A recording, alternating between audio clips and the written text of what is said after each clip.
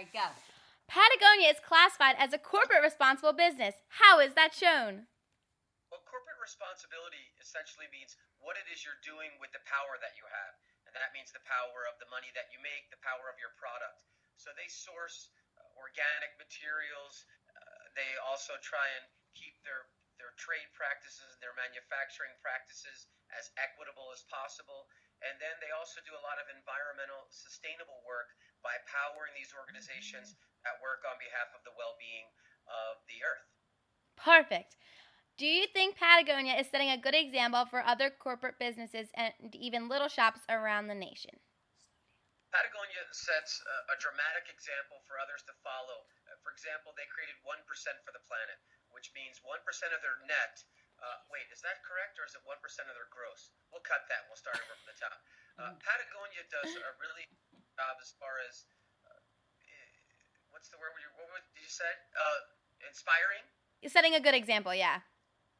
We'll cut from the top. This is take 3 and action. Patagonia does a really great job setting an example for other businesses from the biggest to the smallest. In fact, through the books they write, through the company's ethos and philosophy, they're able to set an example of stewardship of person, place, and purpose. And I think that they do that incredibly because they're talked about in the major media quite a bit. You were talked about in our social justice textbook. Bingo. In your personal opinion, what is the most important aspect of being a socially responsible business? Or being socially responsible in general? The most important aspect of being socially responsible for yourself is what do your actions do?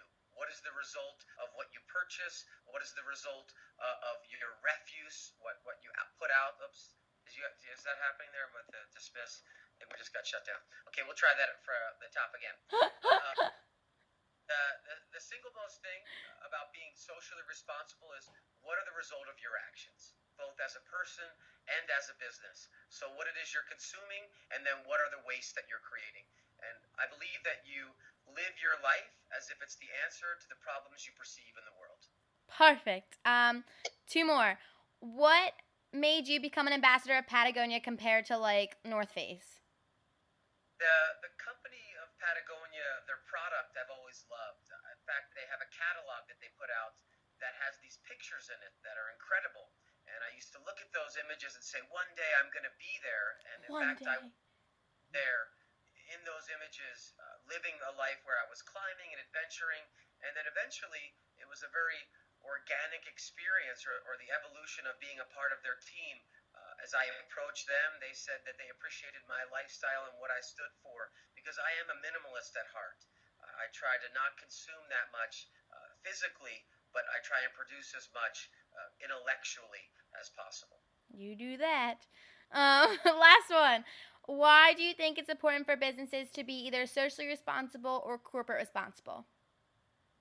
Why is it important for a business to be socially responsible? Yes. It's like it's important for you to act responsibly as an individual. Mm-hmm. Passed a measure that said a corporation has the same rights as a person, which if you extrapolate from that, you could say that they have the same responsibilities as a person. So I believe that who you are as a person is very important, and then where you shop, and then what you do for your living is very important, what you do for your occupation.